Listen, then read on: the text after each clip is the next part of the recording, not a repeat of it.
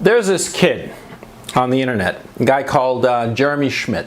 Yeah, he runs a woodworking channel and it does very well. It has over 100,000 subscribers.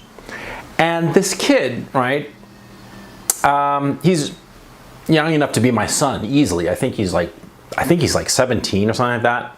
He looks it at least. And if I had an age-appropriate daughter, he would be the dream boyfriend for her, as far as I'm concerned. You know, this kid is smart, hardworking, very industrious, very practical and pragmatic, decent, clean living. I mean, the kid's got it all. I mean, he is, as far as I'm concerned, the perfect boyfriend for my hypothetical teenage daughter. Now, from the point of view of my hypothetical teenage daughter, the kid is geeky, gawky. You know, he's a nerd. He's not that attractive. He's not hot, you know. She wouldn't think that he's a big deal.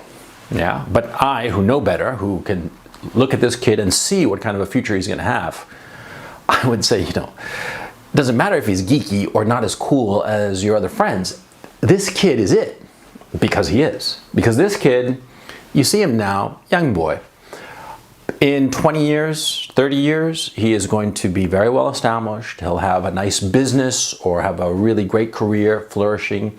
He'll be able to provide for his family, have as many kids as he and his wife want to have. He is, you know, a guy with a future. I mean, just looking at the kid, you know he's got a future, right? But of course, girls his age or appropriate for him, you know, what do they know? They don't know shit. Yeah, because they're too young. They're too young to know, right? But in our current environment, in this deregulated sexual marketplace that we're living in, girls will not look at him as a catch. They'll look at him as a dweeb, a loser, and when he is far from a loser. But that is the society we are currently living in. We are living in the deregulated sexual marketplace. Now, that sounds very sophisticated, but what does it mean? It's very simple. You see, currently, today, anybody can have sex with anybody they want so long as 3 conditions are met. Now, those conditions are, number 1, that you actually fancy the person. Number 2, that both you and the person you're interested in are on the same side of the age of consent.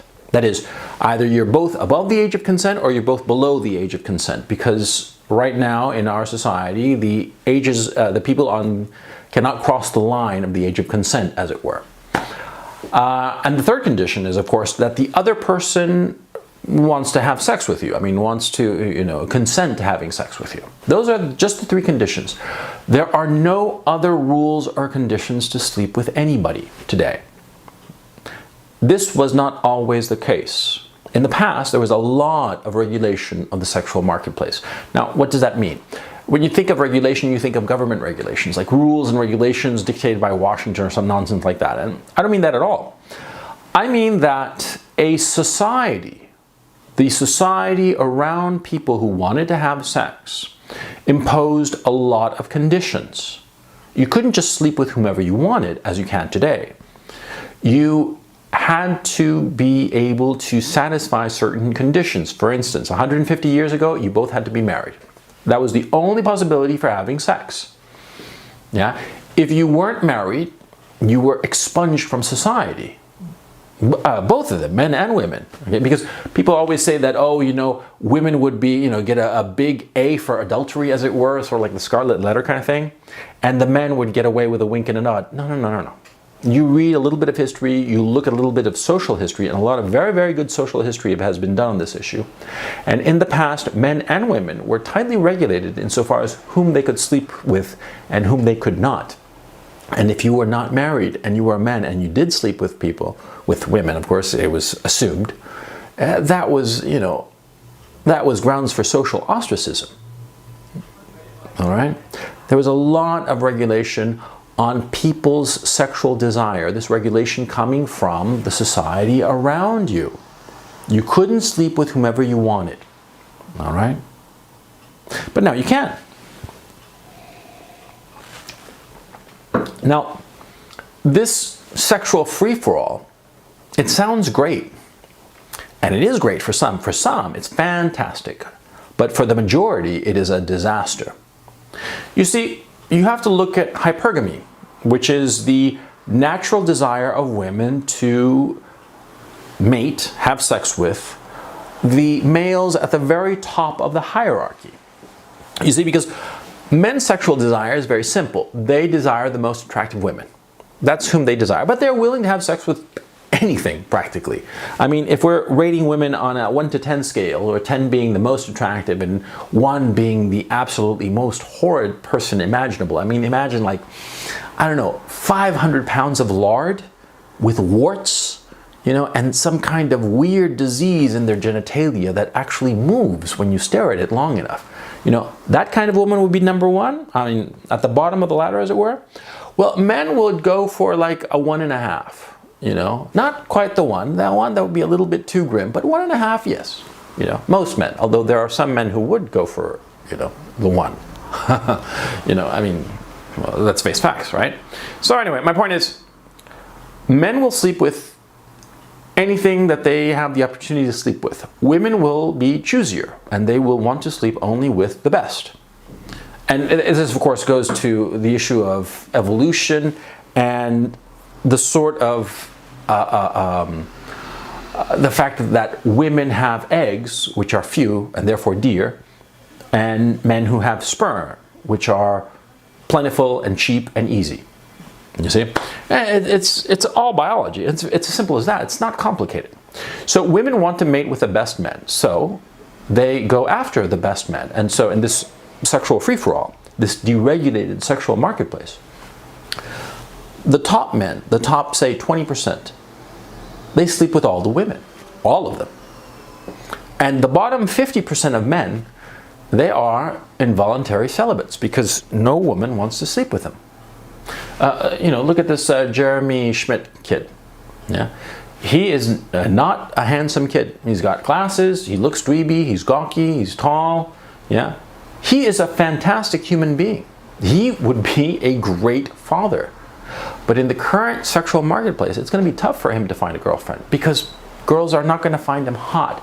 They are going to look at things which are trivial. And that is the problem that we are having with this deregulated sexual marketplace. Valuable men are being discarded by women. They're not paying attention to what is really important long term. They're paying attention to short term. You know, is he hot? Is he cool? Is he popular? Who gives a shit? That's not important, not long term. But what has happened is that in this deregulated sexual marketplace, the people around men and women have rescinded their responsibility of regulating people's sexual preferences.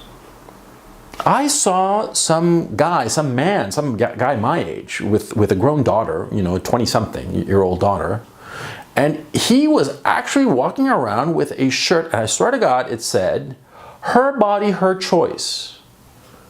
No, no, no, no, no, no, no. You know,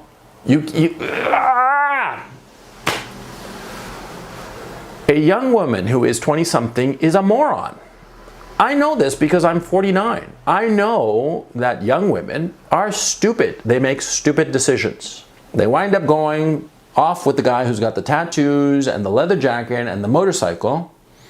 Because I used to be that guy for a brief moment, without the tattoos though. They go off with the guy, they get fucked by him, the guy dumps her because he's got all these other opportunities, and she's left brokenhearted, and so she goes to the next one, and then the next one, and the next one. And this is called vulgarly the cock carousel, and it is an ugly phrase, but it is an ugly phrase that describes a very ugly reality. You see, you have all of these women who get essentially pumped and dumped, fucked by some guy who they consider attractive, then dumped because the guy has all these other sexual opportunities, so she goes to the next one, and the next one after that, and after that. And for women, and let's face facts, and this is a reality, multiple sexual partners leads to serious issues of self-respect, serious issues of depression, serious issues of eating disorders, and let's not even talk about what happens to their ability to pair bond in the future. The fact of the matter is, studies incontroversially show that women who have had multiple sexual partners tend to have more failures in their marriage, and it is a direct correlation. You see, women, young women today, are going after the most attractive men, all of them. And what happens with women is that, see, the very bottom, the bottom 20% of women, they probably don't find a guy that they're interested in, right? And the top 80%, yeah, from the very, very top, from the 1 percentile all the way to the 80th percentile, they gravitate to the top 20% of men. And that 20% of men, they basically have 4 women for every 1 man. And that's the reality. You've seen it. You've seen it.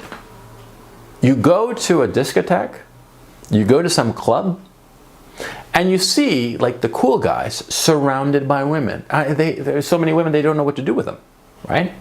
Now we're talking about, 5 girls for every guy, easily. I've seen it. I've been part of those groups, not because I'm so hot or cool. I'm not.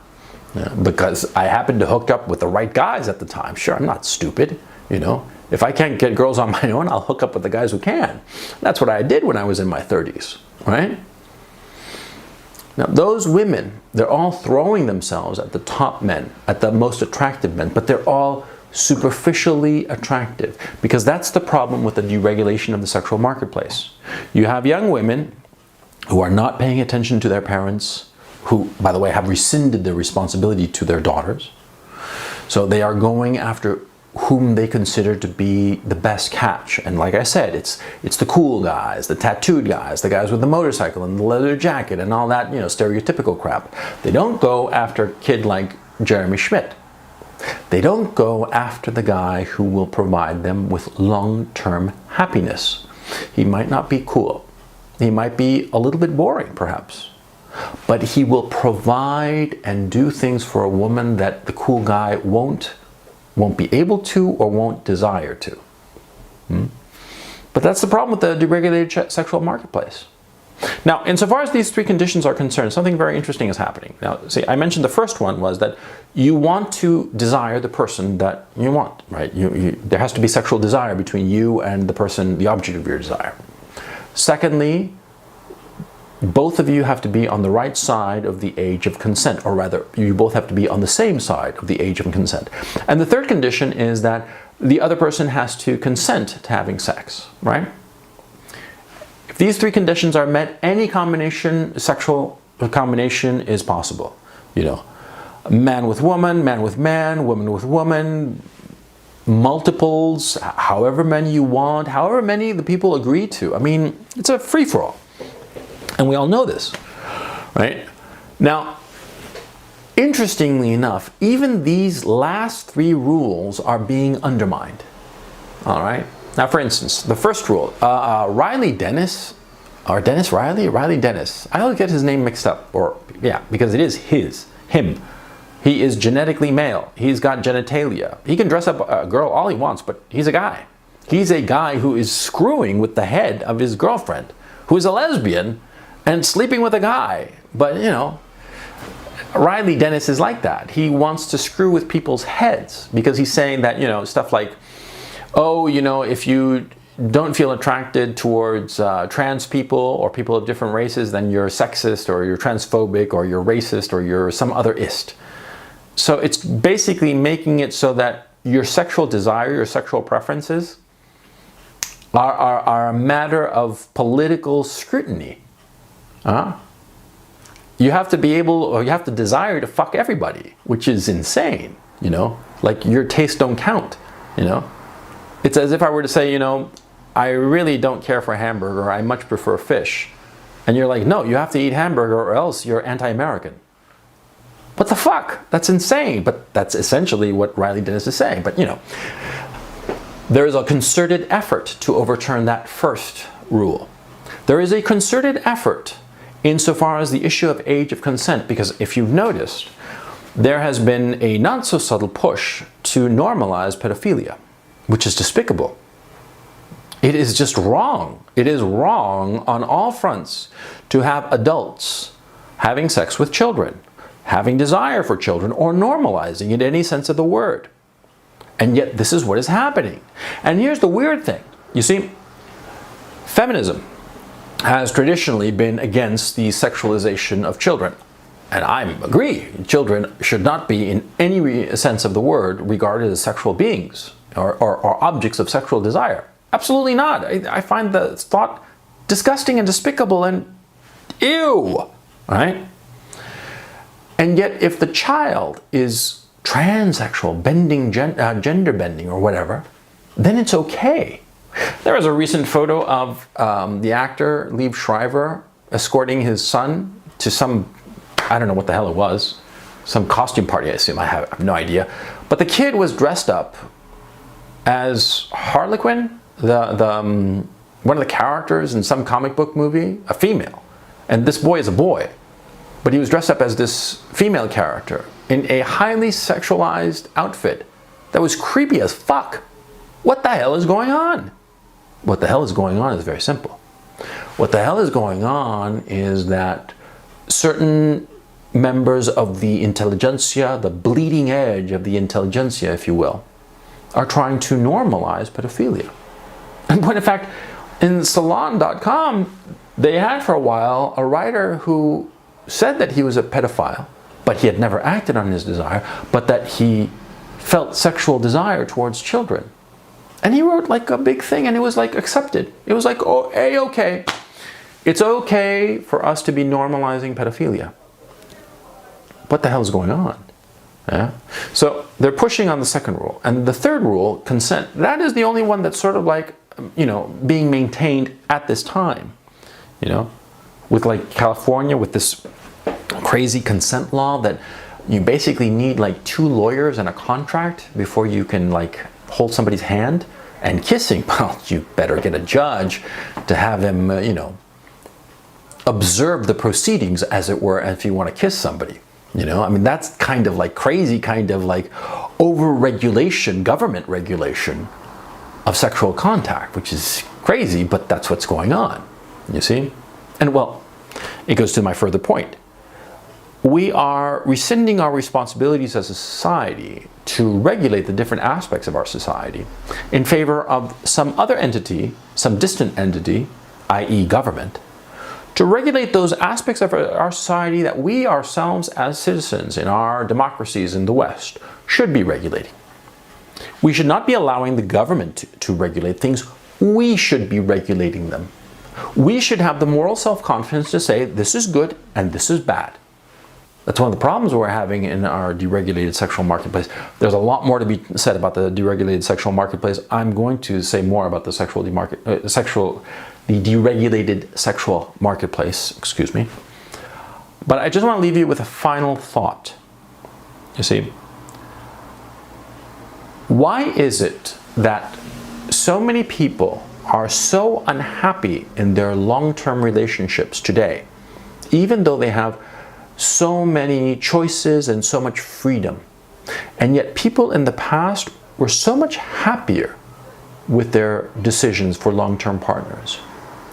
Could it be that the regulations that were in place, the social regulations that were in place, with the strong prohibitions and the strong encouragements that the society around people provided, could it be that those prohibitions and encouragements actually aided them in finding the right mate, in finding the right person to share their lives with?